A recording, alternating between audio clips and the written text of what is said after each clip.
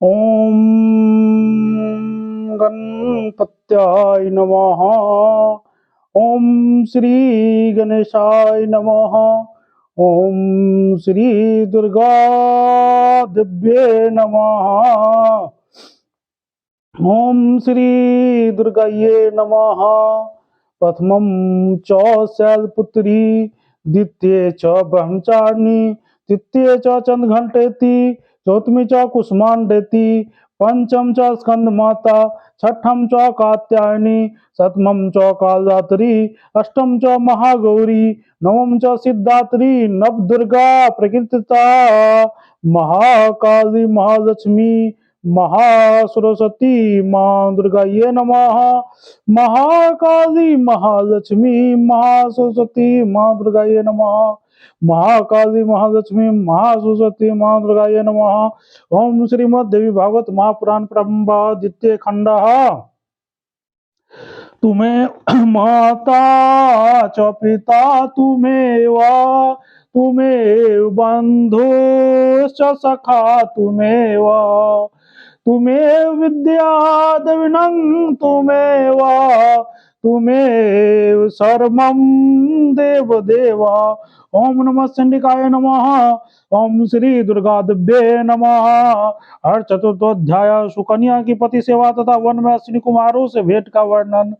व्यास जी बोले, हे जन्मजय, राजा सरियाती के चले जाने पर सुकन्या अपने पति च्यवन मुनि के सेवा में संलग्न हो गई। धन प्रायण वो उस आश्रम में अग्नियों की सेवा में सदा निरत रहने लगी। सर्वदा पति सेवा में संलग्न रहने वाली वो बाला विविध प्रकार के स्वादिष्ट फल तथा कंदमूल लाकर मुनि को अर्पण करती थी।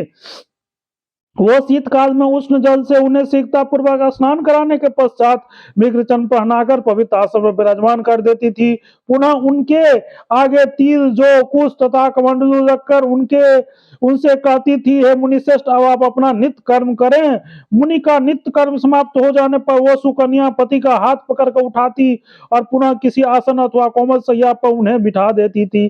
तत्पश्चात वह राजकुमारी पके हुए फल तथा भली भांति सिद्धि किए गए निवारण धन विशेष च्यवन मुनि को भोजन कराती थी। वह सुकन्या भोजन करके तृप्त हुए पति को आदर पूर्वक आचमन कराने के पश्चात बड़े प्रेम के साथ उन्हें तांबुल और पुंगी फल प्रदान करती थी। ये च्यवन मुनि के मुख शुद्धि पर कर देने के पश्चात सुकन्या उन्हें सुंदर आसन पर बिठा देती थी। तत्पश्चात उनकी आज्ञा लेकर वो अपने शरीर संबंधी कृत्य संपन्न करती थी।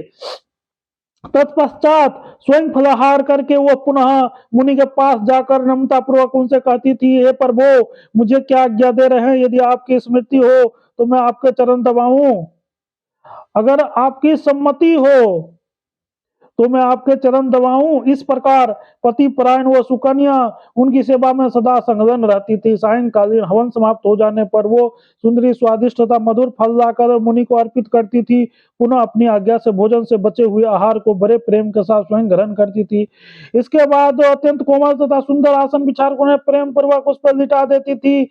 अपने प्रिय पति के सुखपूर्वक शयन करने पर वो सुंदरी उनके पैर दबाने लगती थी।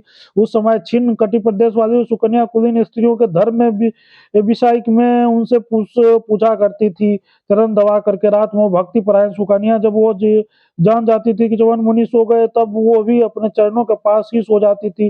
ग्रीष्म काल में वो अपने च्यवन मुनि को बैठा देखकर वह सुंदर सुकन्या तार के पंखे से शीतल वायु करती हुई उनकी सेवा तत्पर करती रहती थी। शीतकाल में सूखी लकड़ियां एकत्र करके उनके सम्मुख प्रज्वलित अग्नि रख करके उन्हें बार बार पूछा करती थी कि आप सुपूर्वक तो है। ब्रह्म मुहूर्त में उठकर उस सुकन्या जल पात्र तथा मिट्टी पति के पास रखकर उन्हें सोच के लिए उठाती थी। इसके बाद उन्हें आश्रम में कुछ दूर ले जाकर बैठा देने के बाद वो वहां से स्वयं कुछ दूर हटकर बैठी रहती थी। मेरे पतिदेव सोच कर चुके होंगे, ऐसा जानकर उनके पास जा करके उन्हें उठाती थी। आश्रम में ले आकर के अत्यंत सावधानी पूर्वक एक सुंदर आसन पर बिठा देती थी। तथा मिट्टी और जल से विधिवत उनके दोनों चरण धोकर फिर आचमन दे करके दंत धावन दातोन ले आती थी। अस्त्रोक्त दातोन मुनि को देने के बाद वह राजकुमारी मुनि का स्नान के लिए लाए गए शुद्ध तथा परम पवित्र जल को गर्म करती थी, तत्पश्चात उन जल को ले आकर प्रेम पूर्वक उनसे पूछती थी, हे ब्राह्मण, आप क्या आज्ञा दे रहे हैं? आपके दंत धावन तो कर दिया, उष्ण जल तैयार है, अतः आप मंत्रोपचार पूर्वक स्नान कर लीजिए। हवन प्रातः काल में संध्या का समय उपस्थित है, आप विधि पूर्वक अग्निहोत्र करके देवताओं का पूजन कीजिए। इस प्रकार वह श्रेष्ठ सुकन्या तपस्वी पति तपस प्राप्त कर तप तथा नियम के साथ प्रेम पूर्वक प्रतिदिन उनके सेवा करती रहती थी। सुंदर मुख वाली एक सुकन्या अग्नि में तथा अतिथियों के सेवा करती हुई प्रसन्नता पूर्वक सदा च्यवन मुनि को सेवा में संलग्न तल्लीन रहती थी। किसी समय सूर्य के पुत्र दोनों अश्विनी कुमार कीड़ा करते हुए च्यवन मुनि के आश्रम पास आ गए। उन अश्विनी कुमारों को जल में स्नान करके निवृत्त हुई, वो अपनी आश्रम की ओर जाती हुई उस सर्वा सुंदरी सुकन्या को देख लिया। देव कन्या का समान कांति वाले सुकन्या को देखकर दोनों अश्विनी कुमार अध्यम मुग्ध हो गया। शीघ्र उनके पास पहुंचकर आदरपूर्वक कहने लगे, हे वरारोहे, थोड़ी देर ठहर जाओ। हे गजगामी, हम दोनों सूर्यदेव के पुत्र अश्विनी कुमार तुमसे कुछ पूछने के लिए यहाँ आए हुए हैं। हे सुचि, इसमें सच सच बताओ कि तुम किसकी पुत्री हो, तुम्हारे वती कौन है? ये चारों लोग से सरोवर में स्नान करने के लिए तुम अकेले ही उद्यान में क्यों आई हो? हे कमलोचने, तुम तो सुंदर से में दूसरी लक्ष्मी की भांति प्रतीत हो रही हो।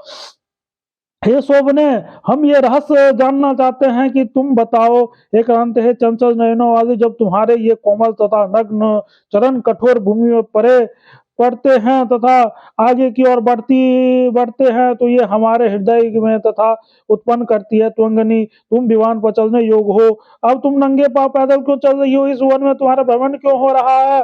तुम सैकड़ों दासियों के साथ लेकर घर से क्यों नहीं निकली? हे वरानन, तुम राजपुत्री हो तो आप सरा हो, यह सच बता दो। तुम्हारी माता धन है, जिनसे तुम उत्पन्न हुई हो, तुम्हारे वो पिता भी धन है। अनग, तुम्हारे पति के भाग से विषय में तो हम तुमसे कह भी नहीं सकते। हे सुलोचने, यहाँ की भूमि देवलोक से भी बढ़कर है, पृथ्वी तल पर पड़ा हुआ तुम्हारा चरण इससे पवित्र बना रहा है।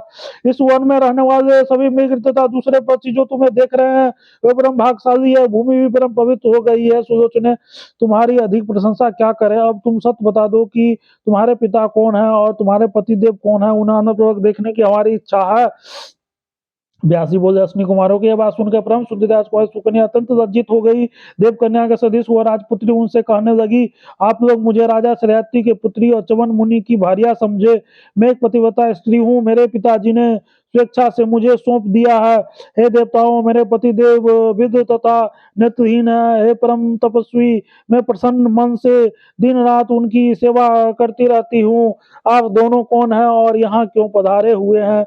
मेरे पति देव इस समय आश्रम में विराजमान है, आप लोग वहां चलकर आश्रम को पवित्र कीजिए। हे राजन, अश्विनी कुमारों ने सुकन्या की बात सुनकर उनसे कहा, हे कल्याणी, तुम्हारे पिता ने तुम्हें उन पति तपस्वी को कैसे सौंप दिया? तुम तो बादल के चमकने वाले विद्युत के भांति इन वन प्रदेश में सुशोभित हो रही हो। हे भामिनी, तुम्हारे सदृश पति तो देवताओं के यहाँ भी नहीं देखी गई है। काले केस पास वाली तुम दिव्य वस्त्र तथा सर्वविध आभूषण धारण करने योग्य हो। इस वल्कल वस्त्रों का धारण करके तुम्हें क्या शोभा नहीं पा रही हो? हे रंभोरु, हे विशाल नेत्र वाली, हे प्रिय, विधाता ने यह कैसा मक्तापूर्ण नृत्य किया है जो तुम वार्धक्य से पीड़ित इस नेत्रहीन मुनि को पति रूप में प्राप्त करके इस वन में महान कष्ट भोग रही हो। हे नित्य विशारद, तुमने इन्हें व्यर्थ ही वर्ण किया है। नवीन अवस्था प्राप्त करके तुम उनके साथ शोभा नहीं पा रही हो।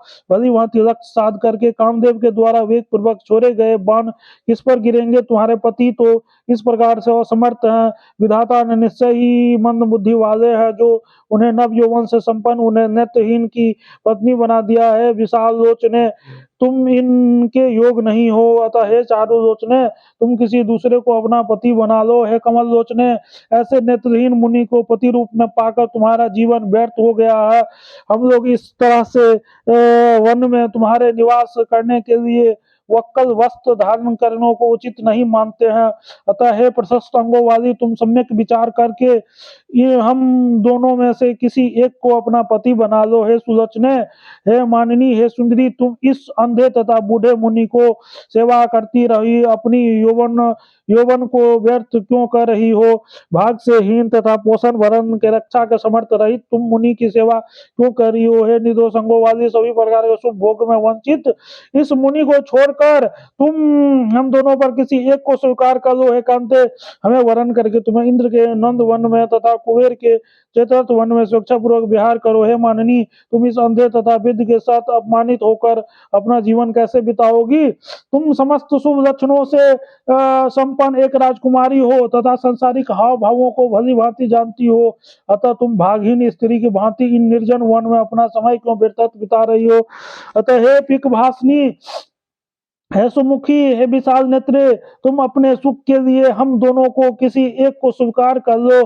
कृष कटि प्रदेश वाली है राजकुमारी, तुम इस वृद्ध मुनि को शीघ्र छोड़कर हमारे साथ देव भवन को चलकर नानाविध सुखों का भोग करो। है सुंदरी केशव वाली, हे मिघनयनी, इस निर्जन वन में एक वृद्ध के साथ रहते हुए तुम्हें कौन सा सुख है?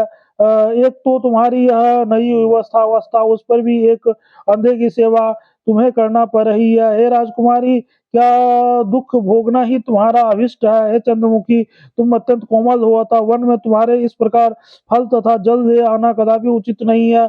इति भागवत महापुराण संहिता अश्विनी कुमारो सुकन्या प्रति बोध वचन वर्णनं नाम चतुर्थोध्याय। ओम तत्सत। प्रेम से बोलो जगत जननी जगदम्बा माता की जय। बोले बोले दुर्गा महारानी की जय। दुर्गा महारानी की जय। हर हर महादेव, हर हर महादेव, हर हर महादेव। जय माँ, हे माँ।